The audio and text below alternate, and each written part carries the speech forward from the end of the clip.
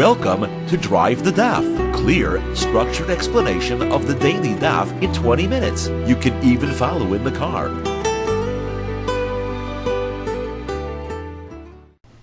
Taanis Daf takes us to the end of the second parak of the Masechta.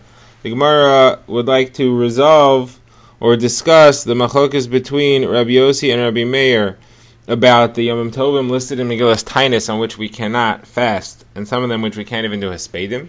Machlokes which we had seen between Rabbi Yossi and Rabbi Meir was, what about the day before and the day after? Now, Rabbi Yossi was always 1 degree stricter than Rabbi Meir was. So on a day when you're not allowed to even do hespedim, a very strict day, both of them agree that you also are not allowed to fast the day before that day. And they argued about the day after. Rabbi Yossi said it's also asur, and Rabbi Meir said it's permitted. As far as the day which there was no isur hespedim, there was only an isur of fasting, there everybody agreed that the day after was permitted, and the machlokes was the day before. According to Rabbi Meir, that was also permitted, and according to Rabbi Yossi, that was asur. The Gemara is getting into this machlokes in light of some of the phrases which we have seen, some of the halachos of Megillas Taanis, listing the days in which we can't fast or can't do hespedim. The Gemara is going to try to explain the different days listed in Megillas Taanis and why each one is needed. The Gemara will discuss that in light of that machlokes, and the Gemara will also then get into how we paskin and that machlokes specifically. So the Gemara is discussing. Let's begin. The Gemara is discussing the beginning of Megillas Taanis. Lists from Rosh Chodesh Nisan until the 8th day of Nisan is the first period in which you're not supposed to fast or do hespedim because it's a yontif, because the Chachamim throughout those 8 days were able to convince the Tzedukim to accept their understanding of how the carbon tamid is meant to be brought. And the Gemara had asked, why do you need a list Rosh Chodesh? Rosh Chodesh is a yontif anyway. And the Gemara said that that's because the day before it should be asur. That would be the day of the 29th of Adar. Adar is always 29 days long. Then the Gemara had said, well, what about from the 8th day? The Brisa in Megillas Taanis had listed next the 8th day of Nisan through the end of Pesach is another period in which we don't fast, we don't do hespedim, because of the fact that during that time period the Chacham were able to convince the Baisusim to accept their understanding of when the Carbon Omer and Shavuos was meant to be. Now, concerning the second period listed in Megillas Taanis, which is from the 8th day of Nisan until after Pesach, the Gemara asks, why do you have to say that it goes all the way until the end of Pesach? Pesach itself is a yontif, I don't need that to be listed in Megillas Taanis. The Gemara said, no, that's not enough to tell me that the day following is asur, which is only true for Yom Tovim listed in Megillas Taanis, not true for Yom Tovim D'Oraisa.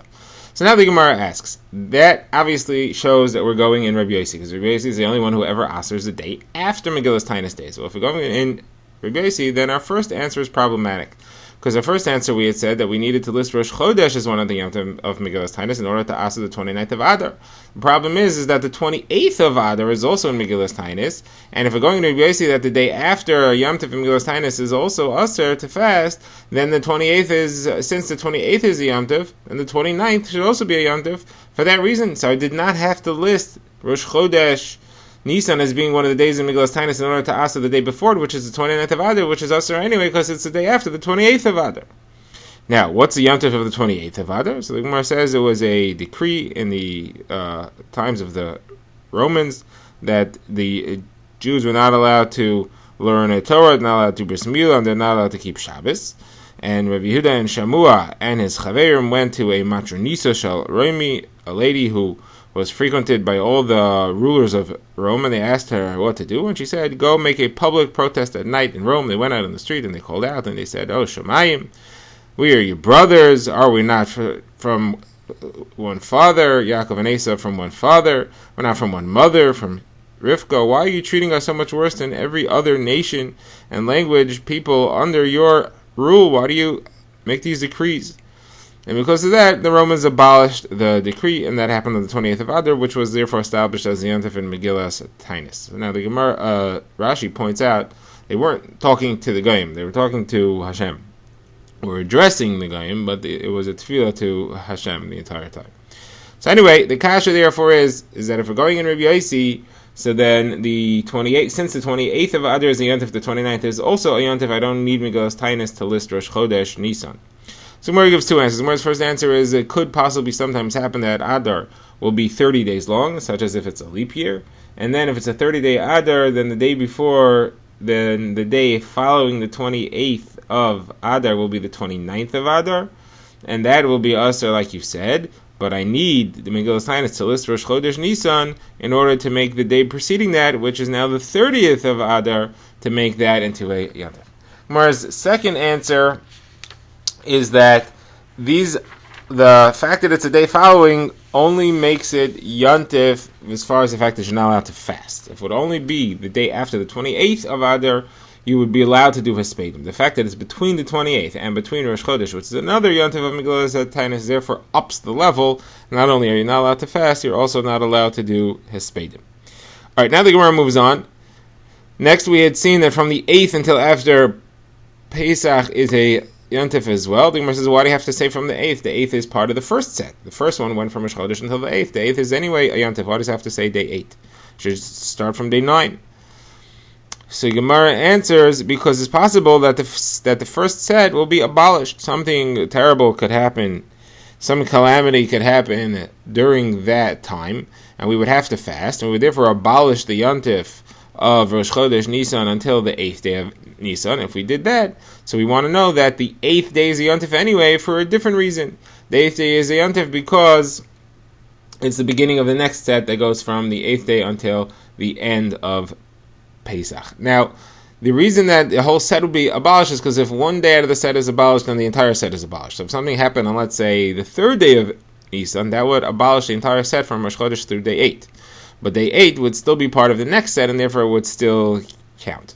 So the Gemara says, well, now once you said this answer, this is a third answer for our question before about the 29th of Adar.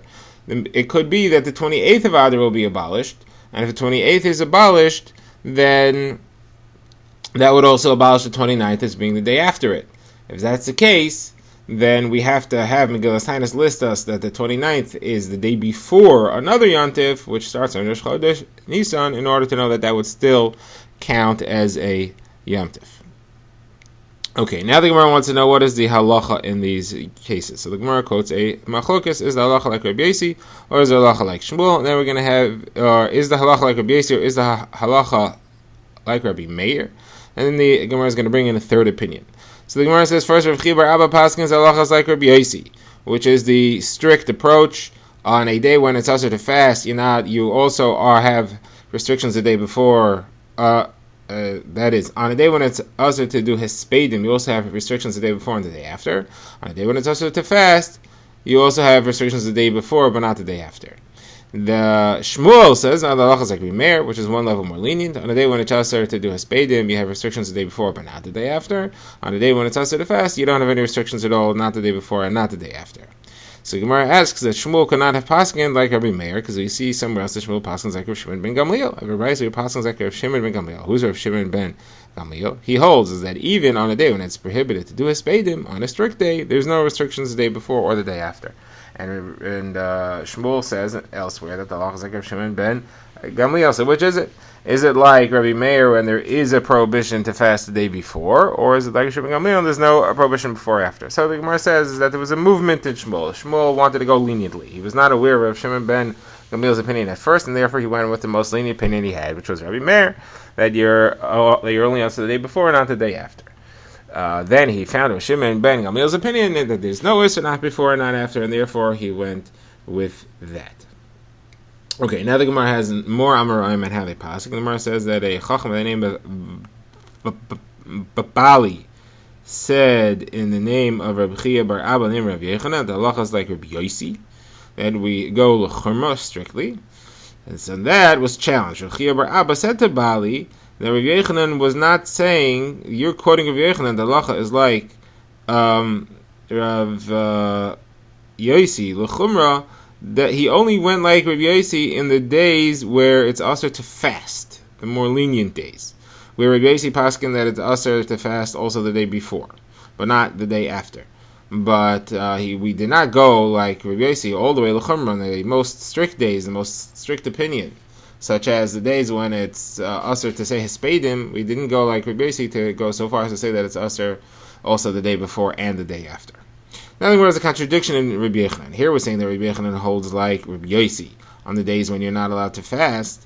So the problem is that we have a Stam Mishnah which says that halacha is like Rabbi Meir, and Rabbi Yochanan also always has a rule that halacha is like a Stam Mishnah. Stam Mishnah is a Mishnah that lists one opinion without any conflicting opinions. Now there is no Stam Mishnah that explicitly says like Rabbi Meir, but we're going to try to derive his halacha from a Mishnah about laning the Megillah and fasting on the day when you read the Megillah, and we're going to have to understand the Mishnah, and that'll be a lengthy discussion. So let's bring the Mishnah. The Mishnah says is that sometimes the Megillah Esther was read days early. It was read possibly on day 15 was the right day for those who lived in a walled city. Day 14 for those who lived out in the open.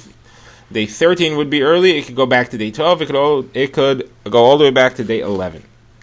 Now, the Gemara has a Mishnah that says even if you lane the Megillah early, there is no Isser to fast or do Hespedim on the day that you lane the Megillah.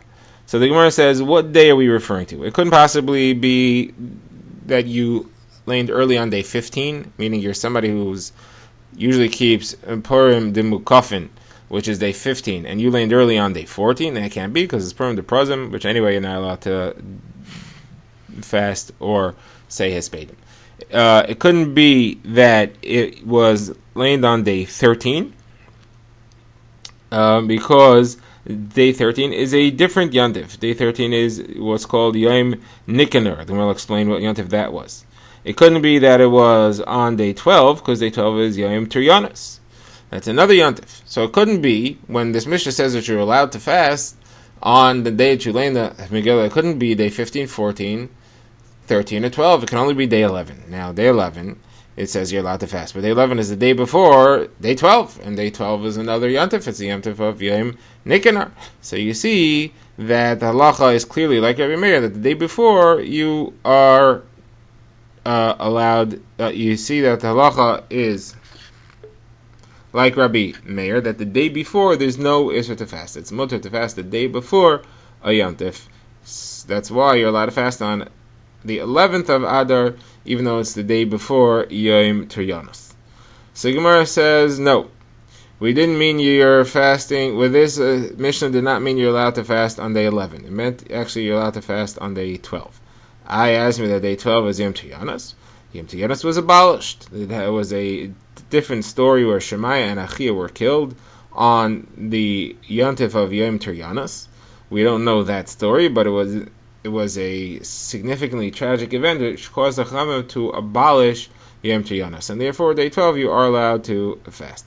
So Gemara says that there's actually an incident that happened with Rabbi Nachman. He made a fast day, and the Chacham said, "How could you? It's Yom Tiryanos." So he said it was abolished.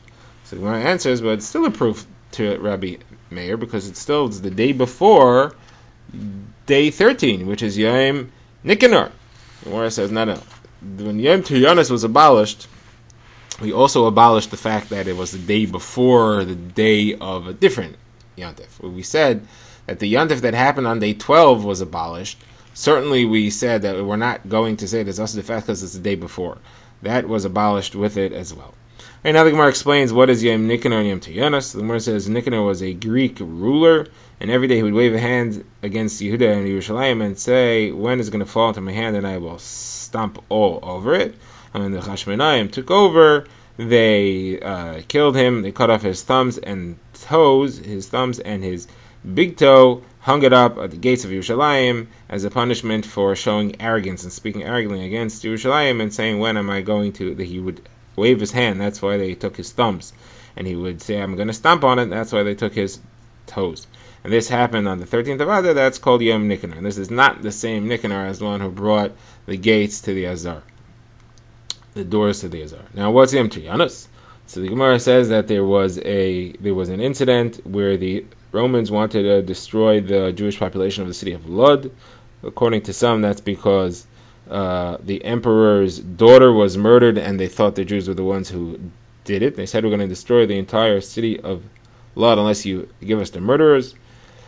Now, there were no murderers, so what was there to do? So there were two people who stood up and they said, we did it. And they were Lolianus and Pappus, two brothers in the city of Lod, which the Gemara calls Lodkia. And they said, okay, we did it, you can kill us, and that way they would save the rest of the nation, the rest of the people of Lud, and that happened on the 12th of Adar, and therefore that's called the Nace of that. Now, the Gemara continues the story.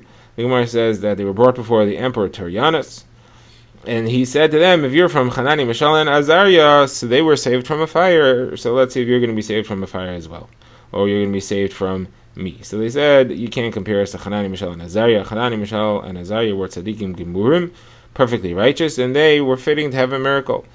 We are not. Also, you're not as good a king as Nebuchadnezzar was. Although he was a Rasha, he did praise the Kadosh Baruch Hu when he saw the nace, and therefore he was a higher level king than you are. And therefore he was fitting to have a miracle be performed through his hand. You are not. And therefore we're not going to have anything happen here. We're not doing this because we're planning on being saved. We are obviously guilty of the death penalty mina shamayim for some other reason, and if you don't kill us, he has other ways to kill us. He has lions, he has bears, he has all kinds of other ways. So it's really not up to you. The only reason that HaKadosh Baruch Hu gave us to you to kill us is because you need a punishment too. So by you killing us, you will be guilty in yourself, and you'll get punished on your own. So he killed them right away. He didn't wait. And the people there did not get a chance to move. As soon as he killed them, an order came from Rome to kill him because of some verdict against him, and they beat his head open with a club. So that is the nace of the 12th of the month of Adar. Alright, the Gemara now ends off the parak by referring back to the Mishnah, where we had seen that if you start a series of fast days, and you encounter some of these Yom Tovim, Rosh Chodesh, Chanukah, or Purim, you're allowed to continue fast. So the Gemara says, what does that mean you started already? What does it mean you started the fast? So it's a mechokas. Rav Acha says you have to be at least 3 fasts in, and Rabbi Yassi says you have to be only 1 fast in. Now in the Mishnah, Rabbi Meir had said that on these fast days you don't finish the fast, you break your fast before the end. So the Gemara quotes the name of Rav that says that's only Rabbi Meir's opinion in the name of Rabban Shimon ben Gamliel.